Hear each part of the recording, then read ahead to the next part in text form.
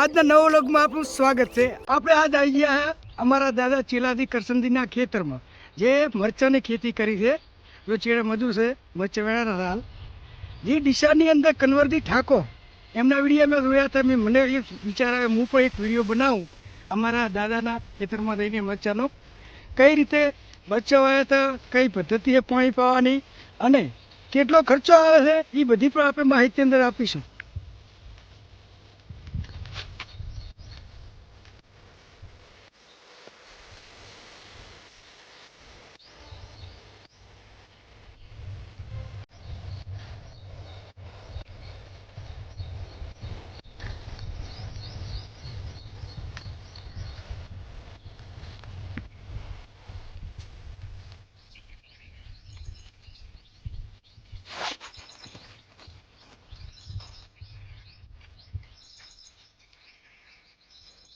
આપણે આની અંદર આ ગોઠ્યો નહીં આ એમ નંબર ખાલી પાળામાંથી બાંધી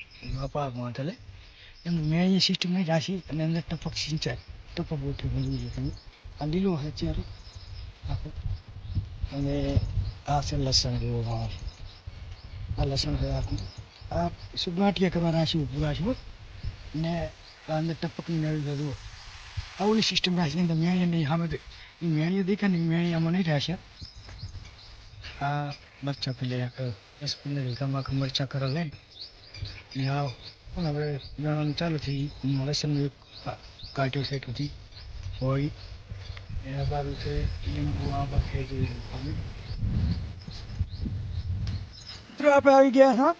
આ મારી છે મરચાં વેણા આપણે માહિતી ના આવી મરચાં કઈ રીતે વેણા શું કઈ રીતે વેણા કાચા પાકાનો શું કેવું મારી તમે મરચાં કઈ રીતે વેણો કે કોણ નહીં લેવાનું કોણ એટલે આવું કોણ મરચું નહીં એટલે લેવાનું કાચું મરચું એમ ને હા કાચું મરચું નહીં લેવાનું હા. પછી કાઠું મરચું ઈ લેવાનું પછી પાકું લેવાનું એ પછી ઓલું હોય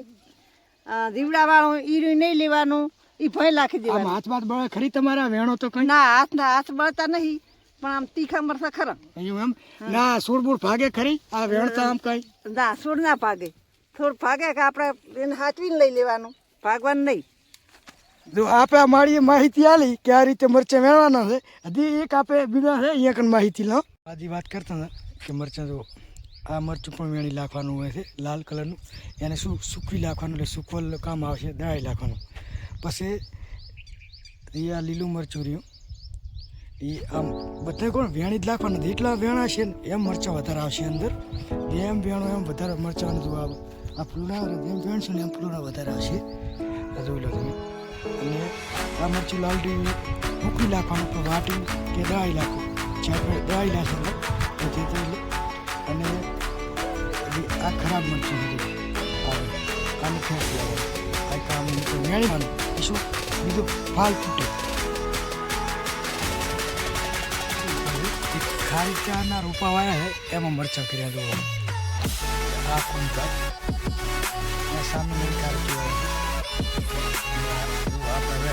કરવાનું એટલે થોડાક બોરા મેળવી લઈએ થોડાક લીંબુ લઈ લઈએ અને આ ખારી ચૂસે ને એટલે કહેવાનું આવતું નહીં ખારી ચૂસે આને સિઝન આવશે આપણે આ બોરો તમે કેવો હોય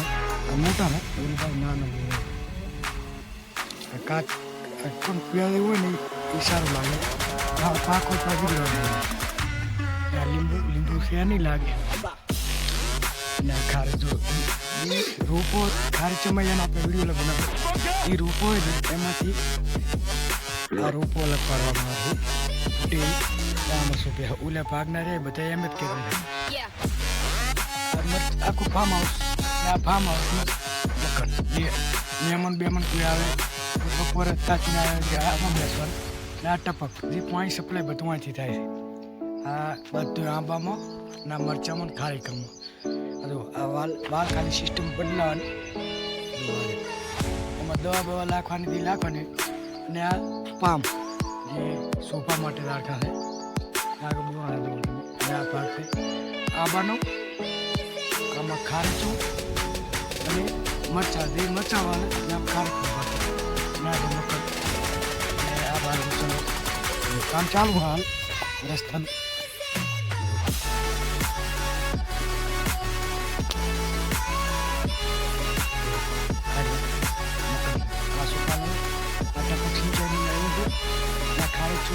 વેણવા માટેના બોક્સ જે મરચાં વેણવા માટે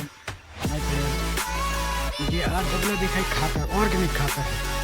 આમાં ખાતરને ખારીચમ નાખવા માટે અંદરથી જે 1-2 લીટર રેડી નાખવાનું હોય એ આ ખારીચાના થડમાં નાખવાનું હોય કોઈ આંબા નથી ઓર્ગેનિક ખાતર આજે અને આપણે હવે અહીં બ્લોગ પૂરો કરશું